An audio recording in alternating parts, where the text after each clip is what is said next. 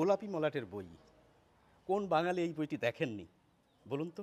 এবং এই বইটি যিনি লিখেছেন, যার স্থান সবার থেকে উপরে, এই তার জন্মস্থান ঈশ্বরচন্দ্র বিদ্যাসাগর।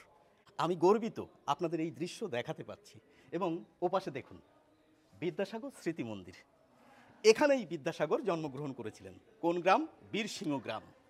এবার আমাদের আনন্দের বিষয় হচ্ছে এই বিদ্যাসাগর স্মৃতি মন্দিরে আমরা এসেছি আমাদের মহকুমা শাসক শ্রী সুমন বিশ্বাস মহাশয়ের হাত ধরে। আপনাকে অশেষ ধন্যবাদ এই ব্যস্ততার মধ্যেও আমাদের সময় দেওয়ার জন্য। স্যার, তো আমরা এই যে বীরসিংহ গ্রামের কথা ছোটোবেলা থেকেই পড়েছি, রচনা মুখস্থ করেছি। 1820 সালে ঈশ্বরচন্দ্র বিদ্যাসাগর বীরসিংহ গ্রামে জন্মগ্রহণ করেছিলেন। আজ এই গ্রামে আমি এসেছি এবং আপনি এই ঘাটাল মহকুমার শাসক। সুতরাং আমরা জানতে চাইছি এটি যে এই ঘাটাল মহকুমার এই যে বীরসিংহ গ্রামে যদি কেউ আসেন, কোন কোন জিনিস তিনি অবশ্যই দেখবেন, না হলে বঞ্চিত হবেন? অবশ্যই প্রথম যেটা দেখবেন সেটা হচ্ছে বিদ্যাসাগর স্মৃতি মন্দির, যেখানে আমরা দাঁড়িয়ে আছি। এই স্মৃতি মন্দিরটি 1940 সালে তৎকালীন জেলা শাসক মেদিনীপুরের যিনি ছিলেন, বাঙালি জেলা শাসক, ইংরেজ আমল 1940 সালে বিনয়রঞ্জন সেন প্রথম বাঙালি জেলা শাসক, তিনি এই মন্দিরটির উদ্বোধন করেন। তার আগে একজন ব্রিটিশ জেলা শাসক ছিলেন বার্জ, 1933 সালে উনি এই মন্দিরটির কাজ শুরু করেছিলেন, কিন্তু উনি নিহত হন স্বাধীনতা সংগ্রামীদের হাতে। ঠিক 1931, 32, 33 পরপর তিনজন জেলা শাসক পেডি, ডগলাস এবং বার্জ নিহত হয়েছিলেন। মেদিনীপুরের জেলা শাসক ছিলেন তারা। সেই বার্জ সাহেব এটার কাজ শুরু করেন এবং উদ্বোধন করেন। তারপরে এসে 1940 সালে বিনয়রঞ্জন সেন মহাশয়, এবং সেই মন্দিরে দাঁড়িয়ে আছে আমরা এখানে। এই জন্মস্থানটি চিহ্নিত করেছিলেন বিদ্যাসাগর ভগবতী বিদ্যালয়ের তৎকালীন প্রধান শিক্ষক পার্বতীচরণ চক্রবর্তী, এবং বিদ্যাসাগরের যিনি বোন ছিলেন ভগিনী মন্দাকিনী দেবী, তিনি বলেছিলেন যে আমরা সবাই এখানেই জন্মেছিলাম, এই আমাদের আতুরঘর ছিল। এটি চিহ্নিত করা হয়।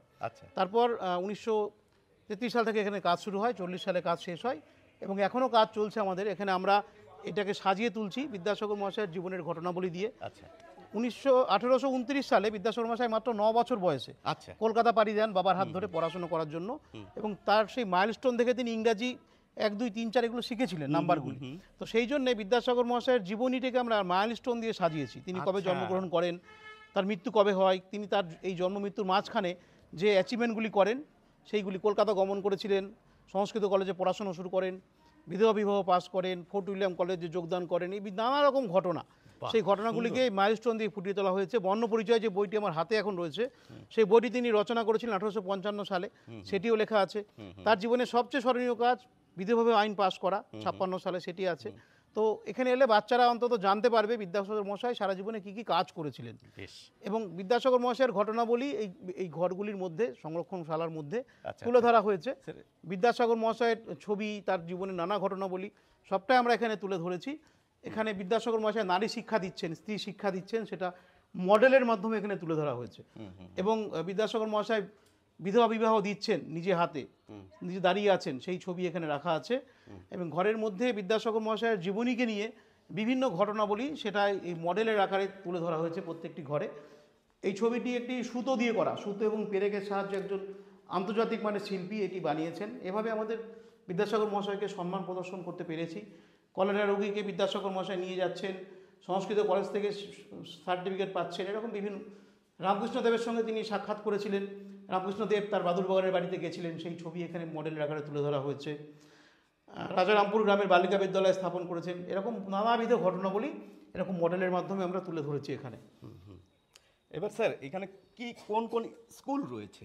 আচ্ছা, এখানে বিদ্যাসাগর মহাশয়ের হাতে তৈরি করা ভগবতী বিদ্যালয়, সেটা ঠিক সামনেই আছে। আমরা ভগবতী বিদ্যালয় প্রাথমিক বিদ্যালয় না, সেটা আগে ছিল মিডিল ইংলিশ স্কুল, যখন তিনি তৈরি করেন, বর্তমানে সেটি উচ্চ মাধ্যমিক বিদ্যালয়ে উপনীত হয়েছে। আচ্ছা আচ্ছা। এবং এখানে আমরা একটি বড় পার্ক তৈরি করছি সামনে। আর কোন স্কুল?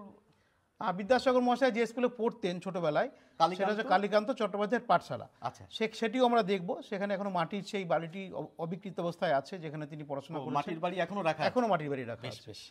এবং কিছু পার্ক তৈরি হচ্ছে সাজানোর জন্য বিদ্যাসাগরকে নিয়ে। কিছু গেট তৈরি হয়েছে, বর্ণপরিচয় গেট সহ বীরসিংহ তোরণ ইত্যাদি গেট তৈরি করা হয়েছে। এই হচ্ছে স্যার সেই পার্ক। এটা একটি ছোট পার্ক, এটি দিনুময়ী দেবীর নামে হয়েছে, বিদ্যাসাগর মহাশয়ের স্ত্রীর নামে। আচ্ছা আচ্ছা। সামনে আরও অনেক বড় বড় পার্ক তৈরি হচ্ছে। এবং এই দেওয়াল চিত্রের মাধ্যমে বিদ্যাসাগর মহাশয়ের সারা জীবনের ঘটনাবলী এখানে দেওয়ালগুলিতে আমরা চিত্রিত করেছি, যাতে করে বাচ্চারা আকৃষ্ট হয় বা সাধারণ মানুষ যেন সহজেই বুঝতে পারে তিনি কী কী কাজ করেছিলেন।